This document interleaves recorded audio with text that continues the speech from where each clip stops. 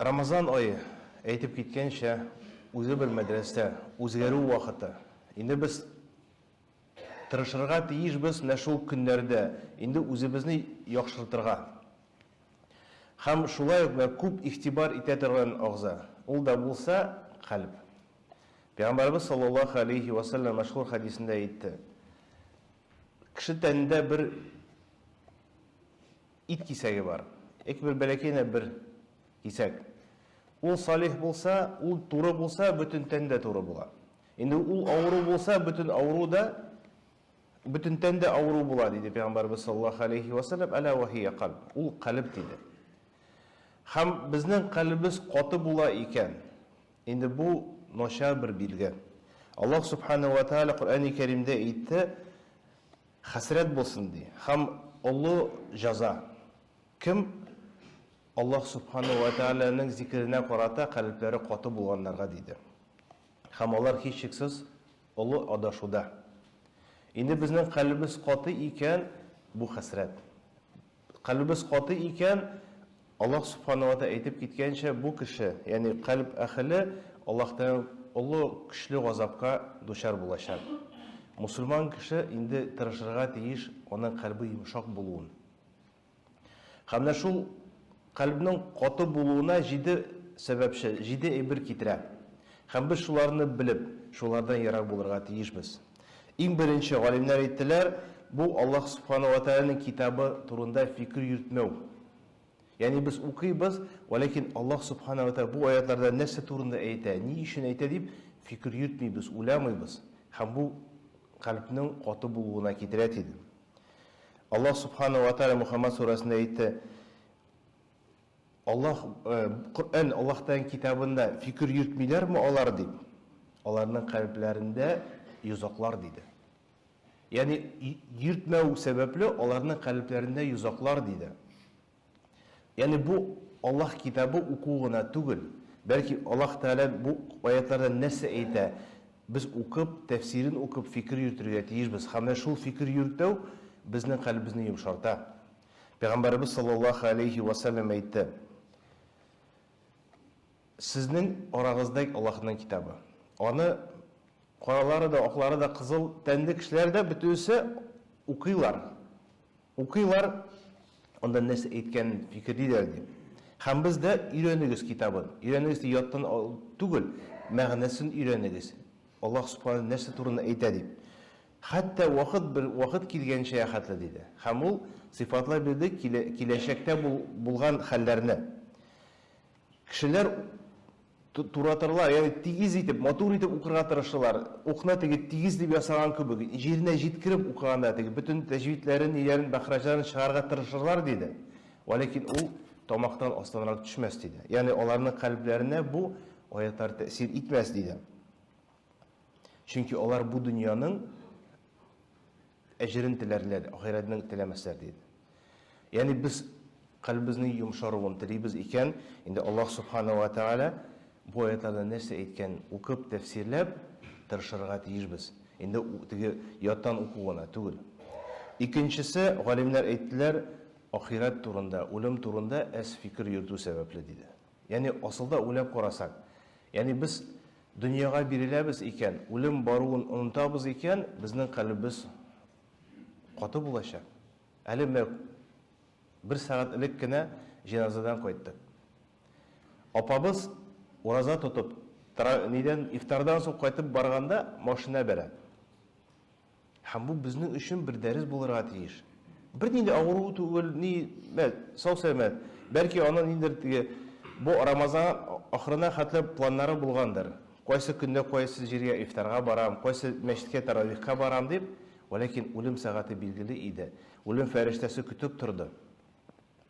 Һәм без хәтта шуның өчен Пәйгамбәрбез саллаллаһу алейхи ва саллям әйтә иде: моңар хәтле мин зиратка йөрүгә сезгә рөхсәт итмәдем. Моннан соң йөрүгез, зиярат кылыгыз, ягъни ахират турында искә алыгыз диде. Икенче хәдистә Пәйгамбәрбез саллаллаһу алейхи ва саллям әйтә: "Акфиру зикра хадимил лазза", ләззәт кисүче ибрендә күп зикр итегез дип. Үлем турында күп зикр итегез дип. Чөнки үлем бар, карап торабыз, җиназага барып карадык. Безгә дә бит Аллаһ Субхана Тәала беребезгә дә әйтмә, әле син 20, 30, 40 ел яшисең дип. Безнең планнарыбыз булса да, бәлки безнең үлем сәгате иртәгә үлем фәрештәсе безне билгеле вакытта, билгеле җирдә каршы алачак. Инде моның турында фикер йөртсәк, безнең калбыбыз йомшара. Мин бүген көндә Аллаһ Субхана Тәала бүген көндә минем җанымны алса, мин нәрсә җавап бирермен микән? Минем гамәлләрем җитәрлек микән? Бүген үлем фәрештәләре киләчәк, мөнкәр белән накир килсә, җавап бирә алармын микән дип. Ана турында фикер йөртә башласак, бу дөньяга, бу малга, байлыкка кызыксыну әзәячәк. Һичшиксез шулай бит. Теге аң белән аңласак, чыннан да бу дөнья фәни. Без монда мәңгелеккә килмәдек. Үлем сәгате киләчәк. Бу дөньяда булган хаксыз алган әйберләр өчен, хаксыз сөйләшкән сүзләр өчен без җавап бирәчәкбез дип моны аңласак, бу әйбер калбыбызда гел булып торса, бу һичшиксез безнең калбыбызның йомшаруына сәбәп булып торачак. Омар радиллаһу анһу әйтә иде, үлем турында, ахират турында бер сәгатькә булса да онытып торсам ди, минем бөтен дөнья ни үзгәрәчәк диде. Хәтта сахаба буларак та аның әйткән сүзләре. Шулай бит, ни өчен без мин үләм, бу әйбер өчен мин җавап бирәм дип без уйласак, аңласак, инде һичшиксез кеше маланы алмас идек. Кеше турында гайбәт сөйләмәс идек, харам кылмас идек, аракы эчмәс идек. Күбрәк бүген көндә хәзер мин бер сәгатьтә үлеп китәм, яки бүген кич белән үлсәм, инде без күбрәк намаз кылып, күбрәк тәүбә кылып тора идек бит. Шулай бит. Асылда шулай. Шуның өчен Пәйгамбәрбез саллаллаһу алейхи ва саллям безне өйрәтә. Үлем, ягъни бу ләззәтнең кисүче әйбер турында күп зикр итегез. Онытмагыз үлем бар икәнлеген. Онытмагыз бу дөньяда кылган гамәлләр өчен җавап бирүен бирәчәкбез. Монда һичшиксез ниебез юк, шик юк. Ләкин нәфес онытыла, кеше онытыла. Шуның өчен бер-беребезгә искә төшереп, инде менә шул әйбер безнең калбыбызны йомшартып, сахабалар әйткәнчә, һәр намазың соңгы намаз кебек булсын диде. Иртә белән торасың икән, кичне көтмә. Кич белән кичкә хәтм итәсең икән, исән торасың икән, иртәгә хәтле исән булам дип ышанма дип. Ягъни һәр намазың соңгы намаз кебек булсын дип. Инде шул вакытта гына шул хис безнең калбыбызны йомшарта. Өченчесенә әйттеләр, күбрәк үзең булу. Ягъни күп вакытта шул күп кеше белән аралашу. Бу шулай безне теге ахират турында нитә. Оныттыра. Байлар белән утырсак, мал турында, сатучылар белән утырсаң, сату алу турында, кем спорт белән шөгыльләнә, ул спорт турында сөйләшеп утырып, без ахиратны онытабыз. Онытабыз. Шуның өчен галимнәр әйтә, кешедән теге ераграк булырга тырышырга кирәк.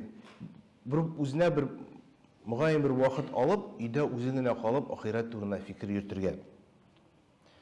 Пәйгамбәрбез саллаллаһу алейхи ва саллямдан сорагач: "Я Расулулла, минем өчен теге оту нәрсәдә, саклану нәрсәдә?" дигәч, Пәйгамбәрбез саллаллаһу алейхи ва саллям әйтә, үзеңнең телеңне тот диде. Ягъни әйткән сүзеңне башта фикерләп әйт. Һәм үзеңнең йортың белән разый бул диде. Ягъни күбрәк өйдә булырга тырыш. Ләкин бүген көндә теге өйдә утыру, телевизор карау түгел. Өйдә утырып телефонда, компьютерда утыру түгел. Үзең өйдә булу, ягъни үзеңне калап ахират турында. Мин бүген көндә нәрсә әзерләдем? Тәүбә кылып, Аллаһта истигъфар кылып, теге рушайка анализ, нәтиҗә ясап, 40 ел, 50 ел үтте. Мин нәрсә эшләдем? Аллаһ Субхана Тәала хузурына барганда минем гамәлләрем җитәрлек микән дип, ягъни үзеңә бер төрле нәтиҗә ясарга тырыш дигән сүзләр Пәйгамбәрбез саллаллаһу алейхи ва саллям. Һәм өченчесе әйтте, үзенең гөнаһлары турында җыла диде. Телеңне сакла, өең белән разый бул, өеңдә күбрәк, ягъни үзеңә нәтиҗә кыл һәм гөнаһларың искә алып җыла диде Пәйгамбәрбез саллаллаһу алейхи ва саллям. Ягъни шуның өчен күп кеше белән аралашкан кеше инде ул дөньяга бирелә, онытылып йөри. Һәм ул һичшиксез калбы катылана шуның белән. Дүртенчесе, галимнәр әйттеләр, буш сүзләр диде. Буш сүз, кирәк булмаган сүзләргә бар вакыт, әзенә вакыт теге кеше ял итсен өчен, хәлләрен белсен өчен, ләкин теге сүзләргә, буш сүзләргә биреләбез икән, инде һичшиксез калбыбызга тәэсир итәчәк. Мөэминнәр сүрәсендә Аллаһ Субхана ва Тааля әйтте: "Кад афлахал муъминун." Мөэминнәр алар оттылар диде. Алар бәхетле. Нинди сифат, ни өчен, нинди сәбәп белән? Чөнки алар хушу белән, курку белән намазларын укыйлар диде, һәм буш сүзләрдән нитәләр, баш тарталар. Ягъни калдыралар бу сүзләрне. Хәтта теге буш сүз ни сүз дип татарлар бар бит. Ул һичшиксез безнең калбыбызга тәэсир итә. Калбыбыз катылана. Шуңа буш сүзләрдән без ерак булырга тиешбез. Һәм тагын да куркыныч нәрсә бар. Пәйгамбәрбез саллаллаһу алейхи ва саллям әйтә, кеше бер сүз әйтергә мөмкин. Һәм ул сүзгә игътибар да итмәскә мөмкин. Теге сүз арада гына әйтеп китте. Игътибарсыз. Валакин Пәйгамбәрбез саллаллаһу алейхи ва саллям әйтә, шул сүз сәбәпле 70 ел аска җәһәннәмгә төшәчәк диде. Шул бер сүз өчен генә. Шуның өчен инде күп сүздән без ерак булырга тиешбез, чөнки ул һичшиксез безнең калбыбызга тәэсир итә. Һәм бер юлы Пәйгамбәрбез саллаллаһу алейхи ва саллям янына бер сахаба килде, я Расулуллаһ әйтә, гамәлләр бик күп. Гамәлләр бик күп, мин бөтенсен дә эшләп бетерә алмыйм. Ләкин минем көчтән килә торган. Мин нәрсә эшли алам? Нинди миңа насихат бирәсең? Нинди сүзләр белән мин оталам дигәч, Пәйгамбәрбез саллаллаһу алейхи ва саллям әйтте, синең телең гел теге Аллаһтан зикр итеп, нитеп шылансын диде. Гел Аллаһтан зикр итеп тор телең белән диде. Авыр түгел. Ләкин шуны белән оташаксың дип Пәйгамбәрбез саллаллаһу алейхи ва саллям насихат бирде. Ягъни буш сүз сөйләп утырганчы бер Аллаһтан китабын укыпмы, зикр кылыпмы, яки дәрес укып утырыпмы, инде күбрәк файда алабыз. Һәм бу безнең калбыбызны йомшарта. Бишенчесе һәм алтынчысы, галимнәр әйтә, күп ашау һәм күп йоклау. Инде чын мусульман кеше күп ашамый һәм күп йокламый. Ул чөнки күп ашау һәм күп йоклау ул ялкаулыкка китерә. Һәм ялкау калб ул каты калб булачак. Инде мусульман хәтта галимнәр әйтә, Рамазанның бер ние теге муҗизасы ачтыру сәбәпле Аллаһ субхана тәала безнең калбәребезне йомшарта. Без әзрәк йоклыйбыз Рамазан, чөнки таравихларыбыз укып, кемдә тәһаҗҗүдтән күбрәк укырга, сахария торабыз. Йокы да әзәя, һәм шуны белән безнең калбыбыз йомшара. Шуның өчен без калбыбыз йомшак булуын телибез икән, инде күп ризыктан һәм күп йоклаудан ярак булырга тиеш. Һәм җиденчесе, галимнәр әйткәнчә, бу харам сүзләр. Бухтан, гайбат, инде шәккә сүзләр әйтү. Инде һичшиксез бу шулай калбыбызга тәэсир итә. Чөнки галимнәр әйтәләр иде, сахабалар әйтәләр иде, бер кирәк булмаган сүзләр сөйләп, инде шуның тәэсирен хәтта намазның ләззәтенә күрә идем, ягъни ләззәте югала иде дип. Инде харам сүзләр белән, харам, гайбат, бухтан сүзләр белән итәбез икән, сөйләшеп йөрибез икән, инде һичшиксез Аллаһ субхана ва тааля безнең калбыбызны инде катыланда. Шуның өчен Аллаһ субхана ва тааля янында Аллаһ субхана зикр иткәнчә, ул көнне ла янфау малу ва ла банун. Ул көнне ни малда, ни балалар да ярдәм итә алмый, илля ман аталлаһа би калбин салим. Фақат кем Аллаһ субхана ва тааля хузурына салим, сау сәламәт калб белән килгән кеше генә кутылачак дип Аллаһ субхана ва тааля зикр итте. Ягъни салим калб ул йомшак калб. Аллаһта искә алып җылый торган йөрәк. Инде Аллаһ субхана ва таалядан сорыйк. Бу Рамазан аярында Аллаһ субхана ва тааля безгә йомшак калб бирсә иде дип. Ягъни үзебезнең гөнаһларыбызны искә алып җылау бу зәгыйфлек түгел. Сахабалар көчле иде. Нинди дошманнарны аталар иде, ләкин төннәр буе үзләренең гөнаһларын искә алып җылап чыгалар иде. Һәм без үзебезнең гөнаһларыбыз турында искә алып җылый алмыйбыз икән, бу безнең калбыбызның каты булуына бер тәэсир булып, ягъни әсәр мисал булып тора, дәлил булып тора.